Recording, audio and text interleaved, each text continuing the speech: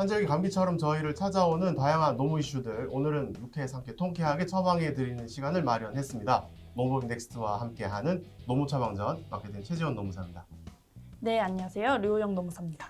네, 노무사님, 오늘은 저희가 어떤 이슈를 진료하게 되나요? 네, 저희가 오늘은 하반기를 뜨겁게 다룬 이슈 3가지를 준비를 해봤습니다. 첫 번째는 급여 명세서의 교부 의무화, 두 번째는 직장 내 괴롭힘의 사용자 과태료 규정, 세 번째는 모성보호 규정 중에 하나인 임산부 육아휴직 분할 사용제도까지 저희가 3가지 준비를 해봤습니다.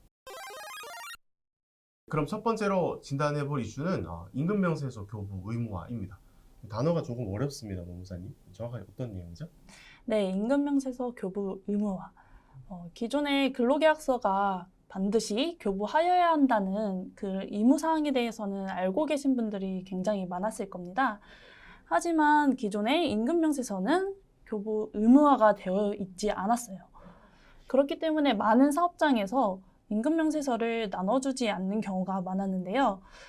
이제는 달라졌습니다. 임금명세서를 반드시 교부하여야 할 의무가 사업주에게 부과되었기 때문입니다. 이제 지키지 않으면 과태료를 부과하겠다는 방침이죠. 법 개정 사안은 그러면 적용 시기가 있을 것 같습니다. 네, 벌써 시일이 지났는데요. 2021년 11월 19일이었습니다. 네, 그러면 11월 20일부터 급여가 지급된 사업장들은 급여 명세서를 작성해서 교부가 되었어야 되겠네요. 네, 이미 그랬어야 했겠죠. 시행 시기만큼 많이 궁금해 하시는 게 적용 범위입니다. 네, 아무래도 근로기준법이 상시 근로자 수 5인 이상, 10인 이상, 30인 이상 이런 상시 근로자 수를 기준으로 법의 적용 범위가 나누어지다 보니까 그러면 소규모 사업장의 경우에는 안 나눠줘도 되는 거 아닌가? 이런 문의가 많으세요. 하지만 아닙니다. 근로계약서 5인 미만이어도 작성하셔야죠. 임금명세서도 마찬가지이십니다. 임금명세서도 단 한 명을 고용하는 사업장에서도 반드시 작성해서 교부해 주셔야 됩니다. 네, 5인 미만 사업장에서 임금 명세서 교부를 걱정하시는 이유는 영세하지만 지키시지 않으셨을 때 처벌 조항이 있기 때문일 겁니다. 네, 과태료 조항이 있으세요. 네, 과태료는 2가지로 나눠져 있죠. 급여 명세서, 임금 명세서를 작성하지 않고 교부하지 않으셨을 때는 근로자 1인당 30만 원의 과태료, 교부를 했지만 그 내용이 사실과 다르거나 부실하다면 근로자 1인당 20만 원의 과태료가 부과되게 되어 있습니다. 그래도 좀 다행인 소식이 있죠.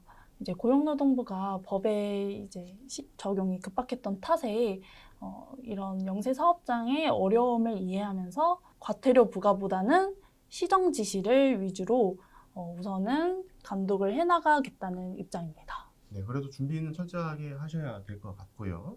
아무래도 과태료를 아예 100% 부과하지 않겠다는 말은 아니기 때문에 천천히 이제 준비를 해주셔야 될 것 같습니다. 네, 노무사님, 그럼 임금명세서 어떻게 작성하면 좋을까요? 네, 이번 임금 명세서 개정에서 가장 중요한 부분, 어떻게 작성하는가, 필수 기재 사항은 무엇인가, 이 부분일 것입니다.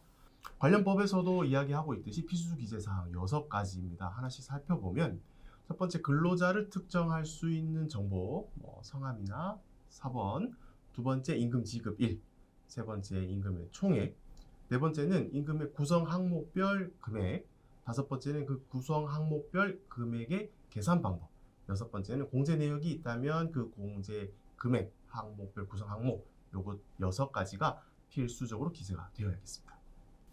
참 많은데요. 그렇다고 하더라도 이제 특별한 서식이 정해져 있는 것은 아니고요. 각 사업장 상황에 따라서 다르게 구성하실 수 있습니다. 네, 맞습니다. 그리고 이제 임금명세서 어떻게 나눠줘야 될까요? 네, 임금 명세서를 반드시 서면으로 나누어 줘야 하는가에 대한 질문이 많으신데 꼭 그런 것은 아닙니다.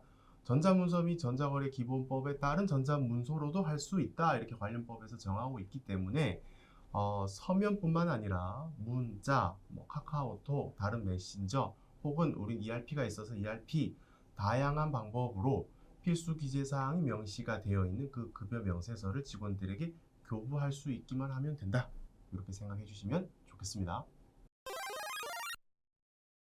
네, 노무사님. 네. 이제는 임금명세서에 대해서 많이 알아본 것 같으니까 두 번째 노무 이슈인 직장 내 괴롭힘, 사용자, 과태료 규정을 한번 진단해 보시죠. 직장 내 괴롭힘 금지 제도가 처음 도입된 이후에 이게 마땅한 처벌 규정이 없어서 실효성이 떨어진다는 지적이 많았습니다. 그래서 이번 개정에는 21년 10월 14일부터 직장 내 괴롭힘을 한 사용자에 대해서 1,000만 원의 과태료를 부과할 수 있는 규정이 개정이 됐습니다. 네, 심지어 과태료의 대상이 사용자의 친족도 포함됩니다. 네, 사용자 친족이 만약에 근로자로 근무를 한다면 과태료 대상이 되는 사용자 범위에 들어가기 때문에 실효성을 조금 더 높인 개정 취지라고 할 수 있겠죠? 네. 근데 사용자라는 단어가 자꾸 나오는데 이게 인사 담당자가 아니면 좀 익숙한 용어가 아닙니다. 네, 사실 사용자라고 하면은 사업주만이라고 생각하실 네. 수는 있는데 아닙니다. 이제 근로기준법 조항에는 이제 사업 경영 담당자나 사업주를 위하여 근로조건을 결정하는 그런 네. 분들도 포함되십니다. 판례를 보면은 이제 사업 경영 담당자와 이제 근로자에 관한 사항에 대해서 사업주를 위하여 행위하는 자에 대한 정의가 조금 나오는데요. 한번 설명해 주실까요? 네. 사업 경영 담당자라고 하면 사업주로부터 경영의 전반 혹은 일부를 포괄적으로 위임받고 회사를 대표하는 자 이렇게 정의가 되어 있습니다. 정의를 보면 조금 어렵습니다. 이게 쉽게 말하면 회사의 대표이사 혹은 유한회사 이사 정도를 생각하시면 간편할 것 같고요.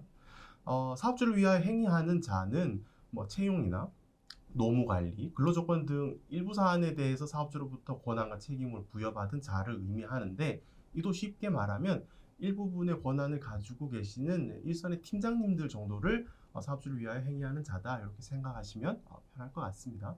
또 다른 괴롭힘 규정이 신설되었죠.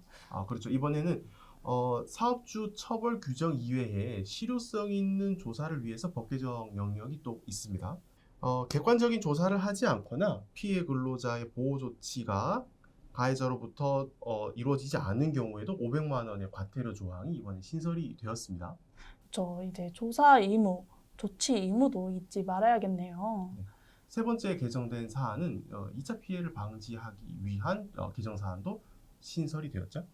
네, 이제 직장 내 괴롭힘을 조사하다 보면은 여러 가지 사실들을 많이 알게 되시게 되는데요. 그렇다 보니까 직장 내 괴롭힘 발생 사실을 조사하신 분, 그리고 조사 내용을 보고받으신 분, 그리고 조사 과정에 참여하신 분들은 이제 조사 과정에서 알게 된 비밀들을 피해 근로자 의사에 반해서 절대 누설하시면 안 됩니다. 네, 이것도 만약에 누설을 하시게 된다면 500만 원의 과태료 조항에 해당이 되겠죠. 네, 역시 500만 원 이하의 과태료가 부과되실 수 있습니다. 전반적으로 정리를 다시 한번 해봐 드리자면 이번에 직장 내 괴롭힘 금지에 대한 개정의 취지는 사용자에 대한 과태료 규정, 조사의 실효성을 높일 수 있는 부분, 그다음 2차 피해를 방지하기 위한 부분 이렇게 세 가지가 개정되었다. 맥락을 잡아주시면 되겠습니다. 네, 그리고 궁금한 게 있는데요. 회식 자리에서 인사팀장이 한 근로자가 괴롭힘을 당한다라는 소문을 듣게 되면은 이것도 조사를 해야 되나요? 과거에 직장 내 괴롭힘 조사에 대한 경험이 없는 조직에서 만약에 이러한 직간접적인 제보를 받았을 때 어떻게 1단계를 밟아 나가야 되는가 좀 막막하신 경우가 많습니다. 그래서 조사의 시기나 조사 여부 자체를 지나치시는 경우가 많은데 조사의 첫 단계로는 피해 근로자라고 생각되는 그분을 만나서 사실관계 파악을 하시고 그분의 의사를 한번 여쭤보는 게 중요합니다. 그러니까 조사의 진행 방식이나 이런 것들 본인에 대한 보호 조치나 이런 것들은 뭐 피해 근로자가 맞다면 그분의 의사에 반해서 여러 가지를 진행하시기가 힘듭니다. 그래서 그분을 먼저 만나서 사실관계 파악을 해보시고 조사의 방향이나 의사를 한번 확인을 하신 다음에 2단계로 넘어가시는 게 가장 좋지 않을까 이렇게 생각을 합니다.